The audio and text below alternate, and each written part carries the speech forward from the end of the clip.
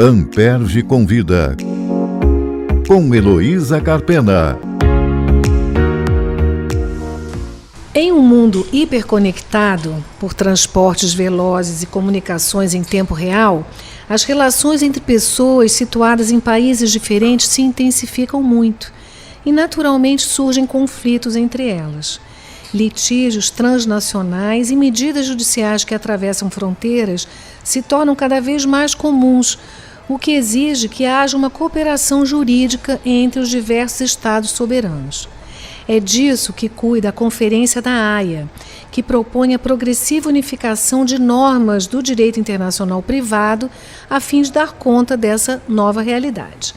Para tratar desse importante e pouco conhecido tema, eu tenho o prazer de conversar com uma grande especialista no assunto, Nádia Araújo, que é professora de Direito Internacional Privado na PUC-Rio, doutora em Direito Internacional Privado pela USP, é advogada, ela foi delegada do Brasil na Conferência da Haia desde 2004 e foi também procuradora de Justiça do Ministério Público do Rio de Janeiro. Bom dia, Nádia, obrigada por aceitar o nosso convite. Eu vou começar te pedindo para comentar e trazer para nós informações sobre essa conferência da qual o Brasil é membro, né, desde 2001, a Conferência da Haia de Direito Internacional Privado. Qual é o papel dessa organização intergovernamental e quais são as convenções internacionais de que o Brasil é signatário? Bom dia, Heloísa. Em primeiro lugar, é um grande prazer estar aqui dando essa entrevista sobre um tema que é muito caro para mim. A Conferência da Haia sobre o Direito Internacional Privado é uma organização internacional que tem um nome que não combina, a ponto deles hoje preferirem usar o acrônimo HCCH, que quer dizer Hague Conference Conférence de la Haye, porque é uma instituição internacional que, na verdade, é das mais antigas. Começaram as reuniões em 1893 e eram efetivamente conferências, reuniões onde se discutiam temas relativos ao direito internacional privado. O direito internacional privado é para as pessoas, porque ele se preocupa com as situações jurídicas que têm um ponto de contato em mais de um país nas relações privadas. Então, ele cuida do cidadão, ele cuida das empresas, dos negócios. Eu diria até que nós temos duas grandes colunas de problemas. Aqueles que dizem respeito à vida das pessoas. Se você tem uma vida no Brasil, você nasce aqui, você casa aqui, você tem filhos aqui. Se você mudar do Rio para São Paulo, nada acontece, porque o direito no Brasil é o mesmo, no país todo. Mas e se, ao contrário, você muda para um outro país? Se o seu filho nasceu em Portugal e você vem para cá? Se você, num arrobo de paixão, se casou em Nova York ou em Paris, eu sempre brinco com meus alunos que Paris é a minha preferida. Como é que ficam essas coisas? Como é que você carrega pelo mundo os seus direitos pessoais ao nome, direito de família, sucessão, seus bens? Isso na coluna pessoas. Na coluna negócios, hoje, mais do que nunca, nós temos negócios internacionais de compra e venda, de entrega, de serviços, inclusive entre todos nós. Sim, empresas com atuação global, né? Cada vez mais comum. Cada vez mais comum e cada vez mais o cidadão no comércio internacional. Sim. A gente olha um celular, pega um app, está comprando uma licença de um desses aplicativos, as pessoas não se dão o trabalho de ler. Mas se você abrir os termos de referência do Facebook, do Airbnb, etc., você vai ver que tem lá cláusula de jurisdição em outro lugar, lei aplicável de outro lugar. Como é que fica tudo isso? E aí você tem os negócios que a gente gosta de chamar B2B, business to business, os grandes negócios, e onde as empresas têm uma certa paridade e fica mais fácil negociar questões comuns, e o B2C, que é o business to consumer, que são os consumidores e esses negócios internacionais. Então você tem esse universo, e eu vou voltar no tempo, lá para 1893, Tobias Asser, que que inclusive é um holandês, que inclusive ganhou o Prêmio Nobel da Paz por conta do trabalho dele em relação ao direito internacional privado, fomentou essas reuniões entre os estados. Mas eu entendo quando você fala que conferência sugere alguma coisa que não é permanente, mas ao contrário, né? A instituição tem esse caráter permanente e está sempre desenvolvendo esse trabalho, não é isso? Exatamente. Então, naquele momento eram mesmo conferências e em 1951 ela se transformou em uma instituição, um organismo internacional com cara de organismo ONU, embora ela seja uma das poucas instituições que não é da ONU. Ela é um organismo internacional de per se. E aí, em 1955, você passa a ter o tratado e você tem, como todas as instituições dessa natureza, um secretariado sediado na Haia, o Conselho de Assuntos Gerais, que se reúne uma vez por ano e é composto dos Estados-membros, e várias reuniões periódicas para temas específicos. Então, eles têm duas grandes linhas de atuação. Uma é fazer convenções internacionais. E, para isso, há todo um processo. O tema é dado pelos estados nessa reunião do Conselho Geral a cada ano. E aí se cria um mandato para se iniciar estudos. Depois você tem um grupo de trabalho, dos quais eu já fiz parte de alguns, e depois o que eles chamam de Special Commission, uma comissão especial para começar o debate, para chegar ao texto final. Alimentos foi assim. A proteção de alimentos no plano internacional tinha apenas uma convenção de Nova York de 1958, muito datada, e a Conferência da Haia começou esses trabalhos até chegar à convenção de 2007.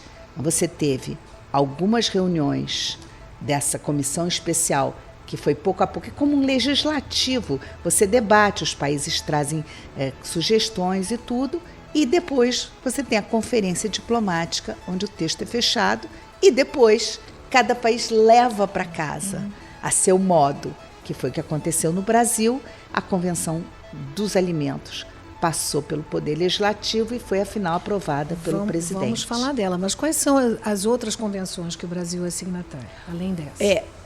A Conferência da Haia, antes de eu dizer isso, tem dois grandes grupos. Tem o que a gente chama das convenções mais antigas, e que eles têm convenção desde 1904, eles têm umas 40 convenções, e tem as convenções mais do dia a dia. A verdade é que nem todas tiveram o sucesso necessário e estão um pouco esquecidas. Das convenções que vale a pena, que são usadas o tempo todo, eu diria que a gente tem 3 grupos.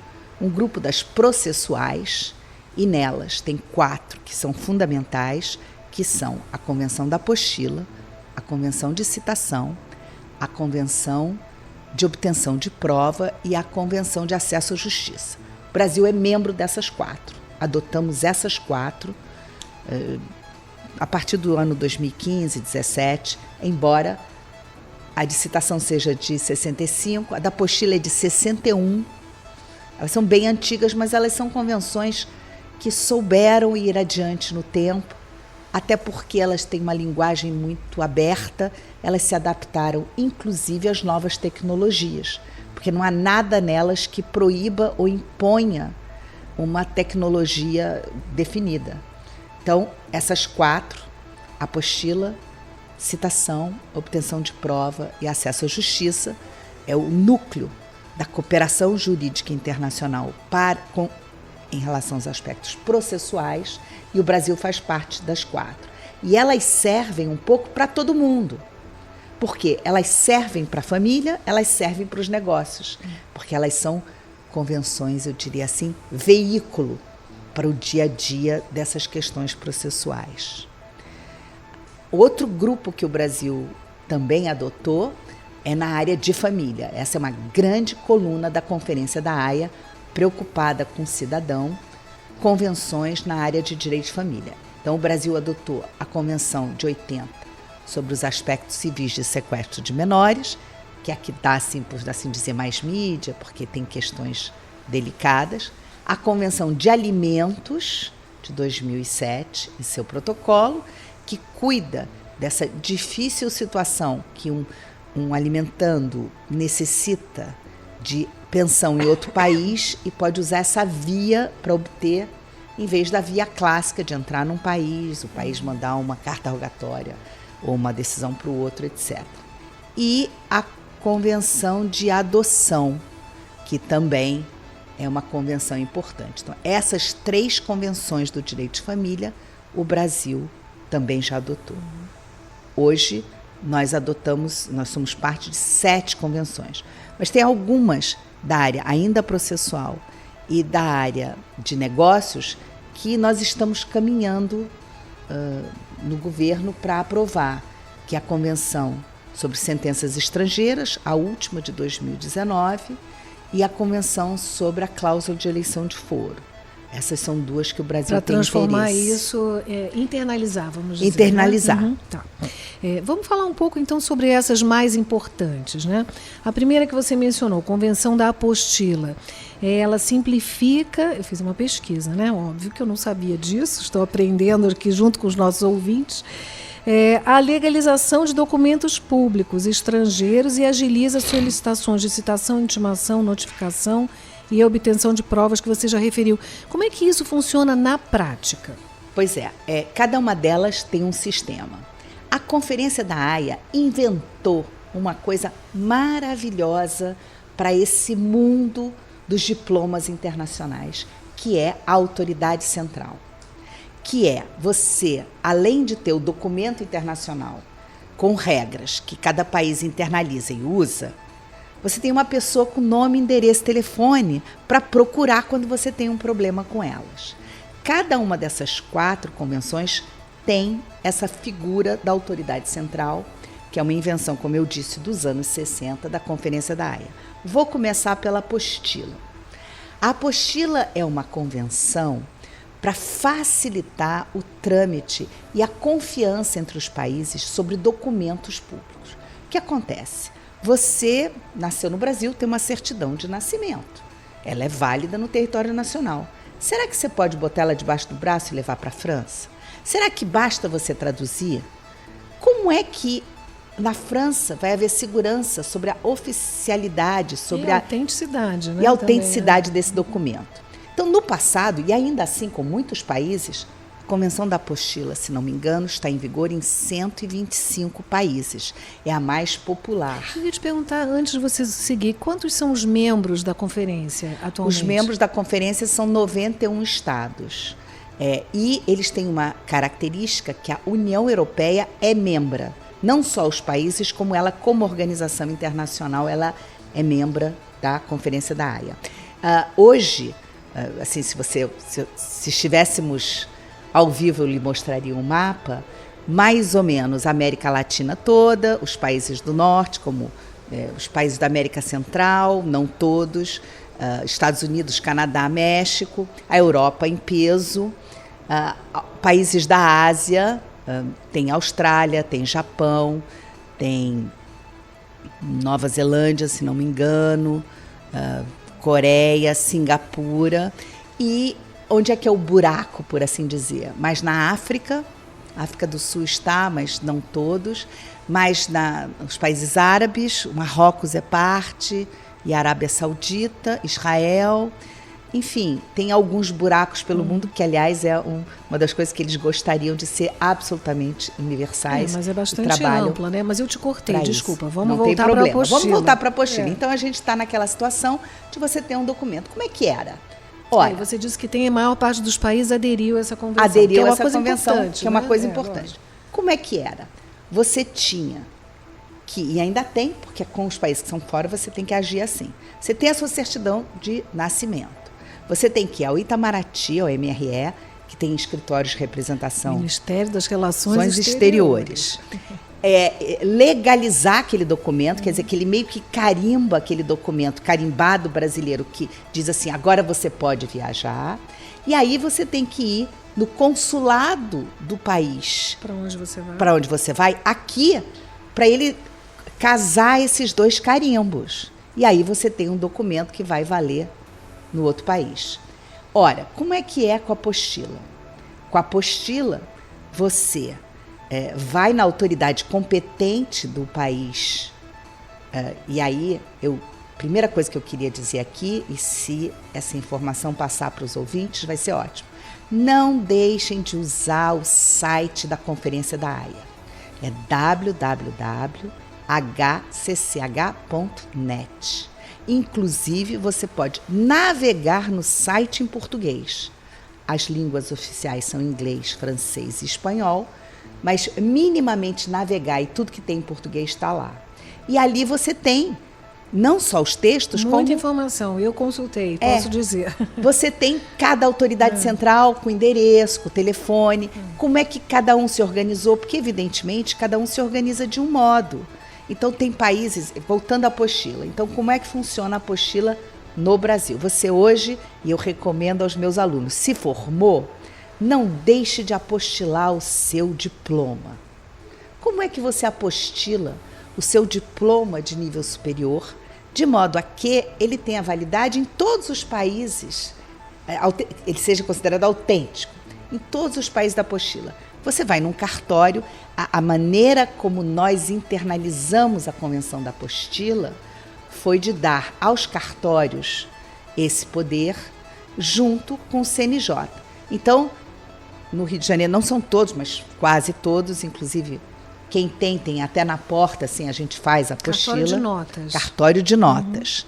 Você vai lá com o seu diploma, ele vai escanear o seu diploma, vai preencher uma série de coisas do seu diploma e no seu diploma ele vai apor uma apostila mesmo, um papel, inclusive que não gruda, né? Fica grudado de um lado, mas você abre ele, já nas línguas oficiais, dizendo tudo daquele diploma e dando uma espécie de um número. O que é esse número? Isso é o registro que ele fez numa espécie, no passado, um livro, agora eletrônico, de que aquele documento passou por essa vistoria e está considerado autêntico. Quando você chega no outro país e mostra esse documento com essa apostila colada, a autoridade daquele país pode se comunicar com a nossa e por aquele número vai poder comprovar essa autenticidade. Entendi. Então isso dá uma segurança enorme. Isso reduz também uma burocracia imensa, né? Imensa. Um périplo que a pessoa tinha que percorrer para obter essa internacionalização. Então, funciona assim. No Brasil, por exemplo, são os cartórios. Aí você está na Flórida e quer apostilar a certidão de nascimento do seu filho que nasceu ali. Aí você, na Flórida, nos Estados Unidos, já é estadual, apostilas desse tipo de documento são lá na capital, em Tallahassee, você tem que mandar pelo correio e demora a beça, demora uns dias. Então, cada país fez a seu modo.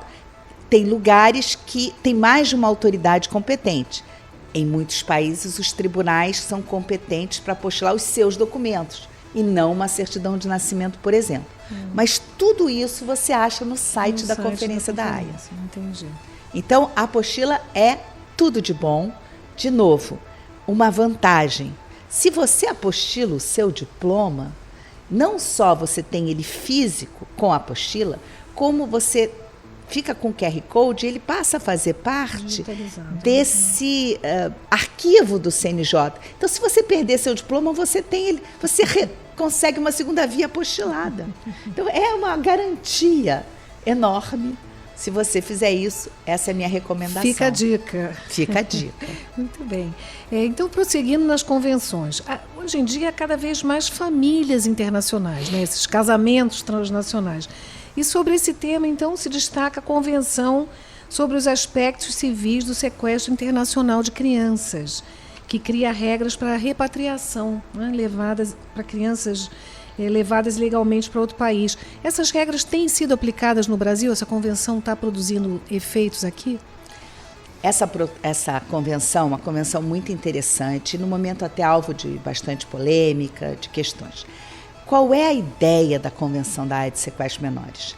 Simplesmente retornar a criança ao status quo ante. Então, ela tem uma regra de conexão dizendo que a lei que diz o que cuida da criança é a lei da sua residência habitual.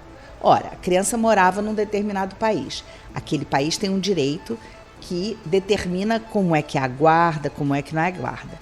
Se um desses pais vai para o outro país e sem autorização e em descumprimento à lei daquele país, e veja que em descumprimento à lei e não necessariamente a uma decisão judicial, porque muitas vezes o casal se separa e a mãe ou o pai volta para o país de origem com aquela criança e não houve tempo hábil para ter uma decisão judicial. Então, feito isso, o pai ou mãe que ficou no país de origem pode ir à autoridade central daquele país, e aí até sem advogado, fazer um pedido. A autoridade central daquele país de onde a criança saiu se comunica com o nosso, que é o que para onde ela veio, e que é quem vai tomar as medidas para tentar um retorno amigável num primeiro momento. Então, há essa desnecessidade de você começar por um processo judicial, esperar uma decisão da justiça sobre a volta ou não. A ideia é da rapidez e eficiência. Entendi, mas esse primeiro momento já é considerado sequestro. Já é considerado uma retirada ilícita. Sequestro não é uma palavra boa. Pois é pesada, né? Ela é pesada, mas é a retirada ilícita. De todo modo, do ponto de vista jurídico, ela é, sobretudo, uma convenção de jurisdição, porque ela tem essa regra de que o juiz que cuida da criança, primordialmente e exclusivamente, é o juiz da sua residência habitual. Então, se você retirou a criança dali, o juiz para onde ela foi não tem competência para decidir. Ela é quase de um interdito proibitório, ela é uma coisa meio liminar. Ela não decide guarda, ela não decide visitação, ela não decide alimentos. A convenção é só para isso. Tirou, volta, tirou, volta. Evidentemente, as coisas são um pouco mais complicadas, porque as situações em que essa retirada, apesar de ilícita, tinha razões. E aí a convenção tem algumas exceções, como a do 13.1b, quando houver risco de que a criança esteja em perigo, como se a criança for retirada e se passar mais de um ano e houver uma adaptação, aí já se pode verificar certas circunstâncias, mas de um modo geral, ela é para ser rápida, ela é para ser cumprida em 6 semanas, o que não acontece no Brasil. Essa apreensão que você diz. Não é a apreensão, esse pedido e devolução. Aí, evidentemente que ela é uma convenção ponte. Ela tem regras gerais sobre a situação, quem é o responsável, que é o juiz de lá, e se feito, devolver. Mas como é que cada país vai implementar, varia de país a país. E como é que é no Brasil? Eu queria dizer que a gente não pode esquecer que a Convenção da Haia de Sequestros Menores é uma via de mão dupla. Ela é para os casos passivos, ou seja, quando a criança vem para o Brasil e você quer que ela volte para outro país, ou ativos, quando alguém leva a criança daqui para um outro país e ela tem que ser devolvida. Muita gente se pergunta, mas a criança é brasileira, como é que eu não posso voltar para o meu país? Mas isso é irrelevante, não se trata de nacionalidade. O critério é que o juiz da residência habitual é que cuida das questões dessa criança. Sim. E tanto valorizando lá como um aspecto até cultural, né? A criança está ali inserida naquele contexto. Exatamente. Então, o juiz do país onde ela reside é o mais apto a avaliar a situação. Exatamente. Faz todo sentido. Faz todo sentido, mas as coisas são mais complicadas que isso. Então, aqui no Brasil, nós estabelecemos um modus operandi que não é exatamente o que acontece em outros. Quando uma criança é retirada ilicitamente de outro país e vem para cá, o pai ou mãe de lá pede para a sua autoridade central, que se comunica com a nossa, e há uma primeira fase de tentativa de acordo. Cada vez mais, e especialmente nas situações de família, ninguém é criminoso, ninguém é culpado. A ideia é que a família teve uma questão difícil de resolver e, se possível, se faça através de uma mediação, um acordo. Não tendo sido feito esse acordo, a Autoridade Central Brasileira, que se chama ACAF, Autoridade Central Federal, e que está no Ministério da Justiça, no Departamento de Recuperação de Ativos e Cooperação Internacional, aliás, nova dica para todo mundo. O Ministério da Justiça e Segurança Pública tem esse departamento especializado na área internacional e tem tudo na internet, também recomendo. Lá tem os formulários, lá tem as convenções, lá tem as informações, com quem você se comunica. Então a pessoa não precisa de advogado para fazer isso. Até esse ponto, não. Entendi. Então esse é um ponto, Heloísa, que você está colocando, muito interessante. No caso da passiva, que vem para cá, vai para a CAF, que é a autoridade central, em outros países também. E aí, se não houver acordo, vai para a AGU. E a AGU, a Advocacia Geral da União, em cumprimento ao tratado de que a República Federativa do Brasil é parte, entra com essa ação pedindo o retorno da criança na vara federal. E aí já houve vários conflitos com a vara estadual, e aí o Ministério Público atua fortemente, tanto na vara federal quanto na vara estadual, porque muitas vezes uma mãe ou o pai vem para cá, imediatamente pede uma guarda provisória, que a Justiça Estadual certamente dará, até para você poder matricular um filho na escola, seguir com a vida. E aí você tem esse conflito entre essas duas ações, a federal e a estadual. O CNJ, através da resolução 449, agora, já faz tempo, mas determinou que se houver esse gatilho da ação de retorno na vara federal, o juiz federal comunica ao juiz estadual que tem que suspender a ação, porque o juiz estadual não pode decidir essa guarda. Não pode. Bom, isso assim do lado passivo. E do lado ativo? Se alguém foge com a criança daqui e o pai ou a mãe daqui precisa de auxílio no outro país.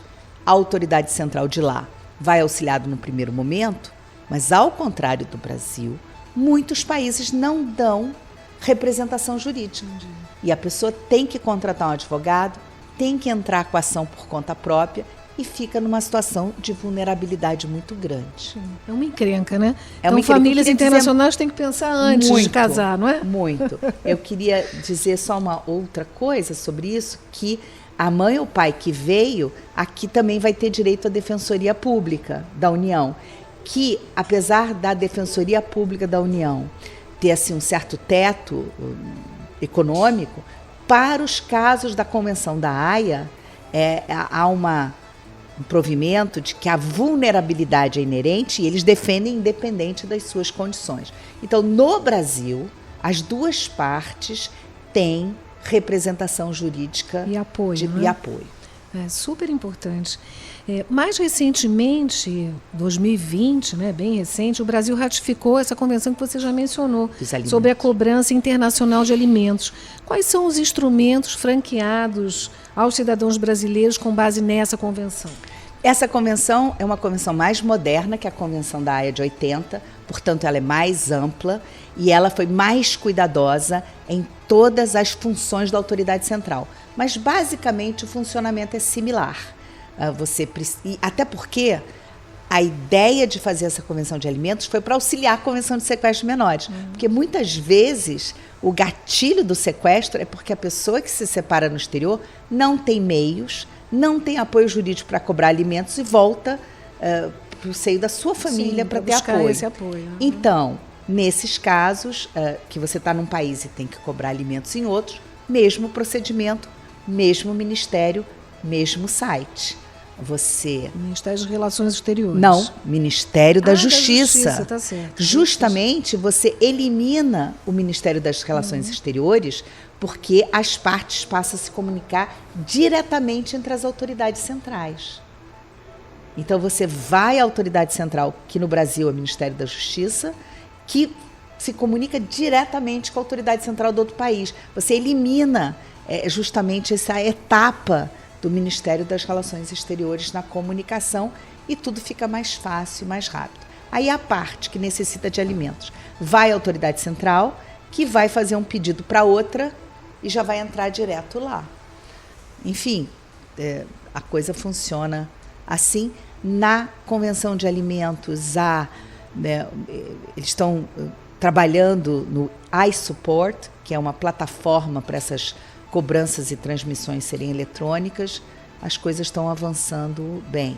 Muito bom. A favor da criança, né? A proteção Totalmente da criança. a favor da criança. Muito bem. Eu já, como disse na apresentação, anunciei que você foi membro do Ministério Público do Rio de Janeiro, fez lá uma brilhante carreira, foi chefe da assessoria de recursos constitucionais, criou a assessoria de recursos constitucionais. Então temos que falar um pouco de Ministério Público, né? Com certeza. Então me diga, em que hipótese o MP pode utilizar as convenções da AIA nas suas atribuições? Para o MP, as convenções da AIA mais técnicas têm um dia a dia na justiça mais intenso. E aí eu vou voltar à Convenção de Citação e à Convenção de Obtenção de Prova.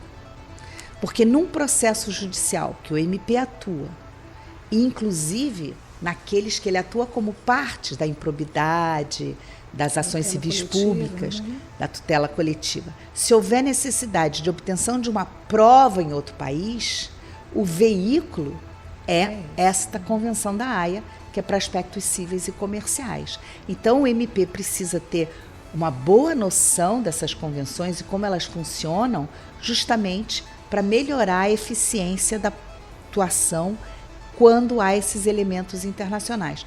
Precisa citar alguém no exterior, precisa ouvir uma testemunha no exterior, precisa de um perito, de alguma coisa dessa maneira. Essas duas convenções são o veículo para se obter isso. E o Ministério Público precisa estar alerta de como isso funciona, de como a autoridade central vai auxiliar.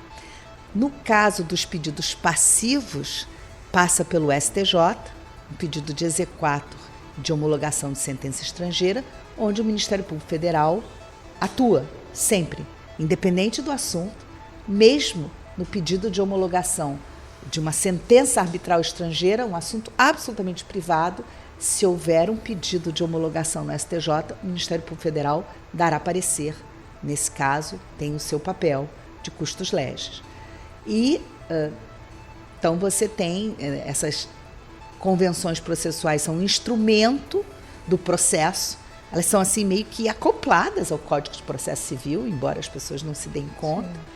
É mais um instrumento. É direito interno, né? É direito interno. As de família, ele também tem que estar muito ciente, ele atua na questão do sequestro de menores da Convenção de 80, seja na vara federal no processo de pedido de retorno, seja nos casos de guarda aqui, que ele tem que estar alerta sobre essa convenção e sobre o papel dele, se houver um pedido de suspensão, se for caso da convenção e a ação não puder seguir, enfim, toda a atuação dele, da área de família, de alimentos e guarda. Se há aspectos internacionais, evidentemente as convenções vão aparecer e fazem parte do instrumental dele. O pessoal esquece, todas as convenções internacionais internalizadas com decreto é lei federal. Sim. É parte do pacote. Tem que ser conhecidas. Ser conhecidas é muito importante. Muito bem. Muito obrigada, Nádia, pela sua entrevista. Eu vou encerrar convidando os ouvintes a acompanharem o podcast. Toda terça-feira, um novo episódio está disponível no site da Amperge, no site da Rádio Roquete Pinto e no Spotify. Siga o programa, faça sua inscrição no nosso canal no YouTube para não perder nenhum episódio. Amperge convida, com Heloísa Carpena.